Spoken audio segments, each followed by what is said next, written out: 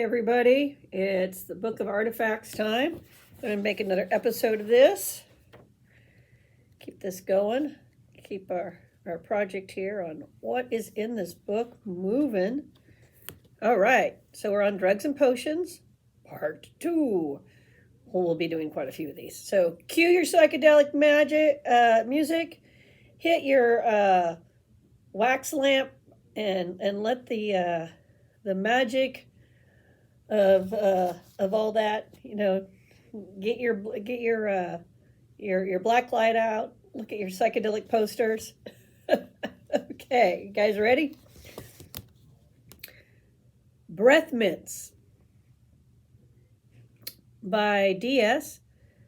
They wholesale for $1,000, so these must be really good breath mints, and retail for $2,000. Rare, small, colored mint candies. These candies come in the same colors that dragons do. Okay, this is looking interesting. And the person who eats the mint can use the same breath weapon as the corresponding dragon. Ooh, okay, that's why they're expensive. All right. Damage is 2 to 12. Range 10 feet. Duration, Dungeon Master's option. Weapon may be used 1 to 2 times only. User is immune to effects of that sort of breath weapon during duration. Ooh, you get immunity too. Well, yeah, I guess you don't want to burn your mouth, right? If you're shooting flames out of your mouth. These mints do not keep well. If spoiled, water damage, etc., they make the user's mouth feel as though a dragon has been nesting in it for the last decade or so, and have only a 75% chance or less to work at all. Dungeon Master's option. Blue Heavens, also by DS. Those wholesale for $250, retail for $600. Common small blue pills, not magic. Okay, let's see what these do.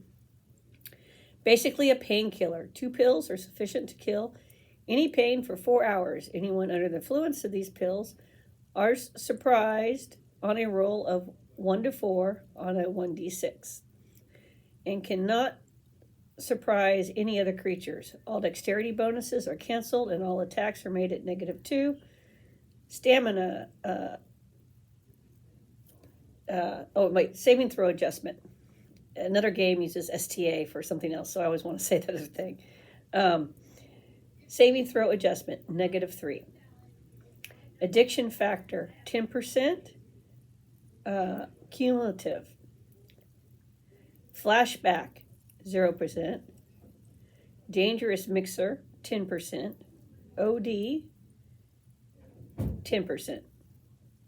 There you go.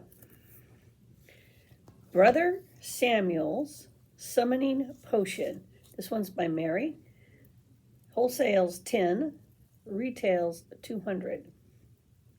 Very rare trap. Vial with torn label which says summoning. So it's ... summoning ... extra power ...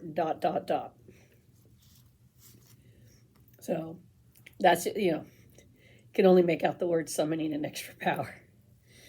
Contains 1d4 doses for 2d6 turns after drinking it. Whenever the user calls anyone, his voice will be extremely loud. Lowest whisper carries 50 inches. So in that scenario, it looks like she's talking the standard grid where each hex is 10. Because 50 inches wouldn't be that much. Not really. I don't know. Your call as the Dungeon Master. But it's supposed to be super loud, so you whisper, and all the way over there they hear you. All far, far away. Cebola's Powder. This one's by DS and Ben. It wholesales for $1,300, so 1300, and resales for $2,000. Rare, Soft gold powder magic. Oh, we got a powder. A dose of 1/4 teaspoon per 100 pounds body weight will cause the user to rejuvenate 10 years. Effects permanent. Those contemplating usage should be cautioned against overdose. Extreme rejuvenation is possible. All right, so saving throw, adjustment +2, addiction factor 0%, flashback factor 0%, dangerous mixer 0%. It says ADT, so it's addictive, and OD 0%. Okay, Drac Tangles Downers. This one's by Dana and Mary. It wholesales for $400, resales for $450. Common small capsules, green and white, magic. Each of these pills will bring down 1d20 feet. A person who is high on Dragontel's uppers. If it brings him down further, then he was high in the first place. See below. Given to a person who is not high in the first place, these pills cause a feeling of depression. The user will be -1 on all attacks and saves. The effects will last 10 plus 1d10 rounds. Each round, there's a 10% chance cumulative that the user will begin sinking into the ground. -1 foot per round, doing down to a total of 1d20 feet. Okay, saving throw adjustment 0. Addiction factor 10%. Non-cumulative. Flashback factor 10%. Dangerous mixer 0%. It is addictive. And OD 0%. Okay, rectangles. Uppers. I mean, we did the downers, we got to do the uppers, right? So Dana came up with those. They wholesale for $400, resale for $550. Common, small pink and blue capsules, magic. Rectangles uppers produce an euphoric sensation in the user. He will feel as though he were walking on air, which is probably true. Each round after taking a pill, there is a 10% cumulative that the user will suddenly be walking 1 to 100 feet above the ground and stay that high for 10 to plus 1d10 rounds. Then he suddenly comes down with normal impact. Overdose effect is uncontrollable craving for food for the duration. These can also counteract the effects of D'Artagnan downers. Details Dungeon Master's option. Dungeon Master's option, rate of rise and fall may be gradual if the DM feels kind. Saving throw adjustment 0. Addiction factor 10%, non-cumulative. Flashback 10%. Dangerous mixer 0%. Addictive, yes. And OD 20%. All right. So I'm going to pause there. We've got more, of course. But if this should be giving you something to think about. What are people doing in the kingdoms? I mean, they have access to magic. They have access to non-magical stuff that has effects on people. In your game, you know, what's legally available, what's illegally available, who makes these things, who keeps these things, all things you should be thinking about. Like if your players broke into the equivalent of the med lab, but it's fantasy world, and they stole a bunch of stuff, and all they know is it's their potions and their powders and their pills, and they're looking for healing supplies, let's say. That's why you break into a med lab in a sci-fi game. So the healer's shop. or or the thief randomly, you know, finds this stuff when they've picked someone's pocket, and this is what they've gotten instead.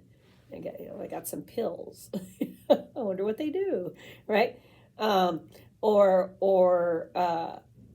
like I said, the thief steals a bottle of pills out of the healer shop. What did they steal? What's it going to do? I mean, clearly they were having some good games here. Clearly they were coming up with ideas about, what are you getting from the alchemist? What are you getting from the healer? What's being imported from other alchemists from other places and then sold? I mean, what's they used to have them out here in the West, the powwow doctors. The powwow doctors the snake oil salesman, which, if you do the research on that, you're going to find out it wasn't just quackery, which is crazy. It became quackery, but it wasn't just. So some of those, those heal all caravan shows, like the powwow doctors, they show up with a combination of actual folk cures and stuff, and supplemented with prayers and magical stuff. That would totally be happening in a D&D type fantasy setting. There would be traveling salespeople who would come to villages that did not have their own healers, their own apothecaries, their own alchemists, and they would bring the stuff in. And they might have a big supply of product X, whatever product X is, that they're selling along the way. Or maybe they're a traveling alchemist. I mean, that might surprise you, or apothecary, where they make stuff along the way. You could make that happen in a magical fantasy campaign world. So something to think about here.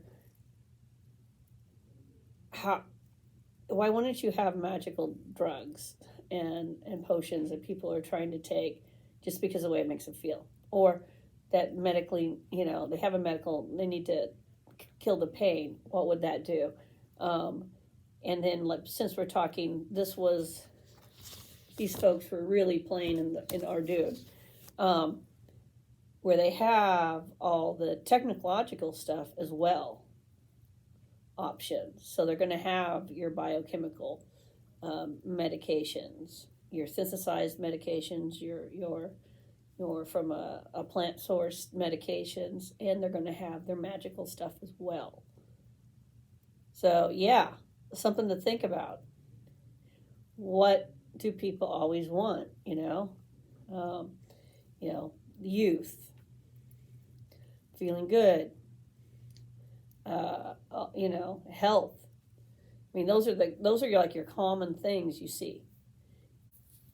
Like, subscribe, comment, and let me know how I'm doing. Bye.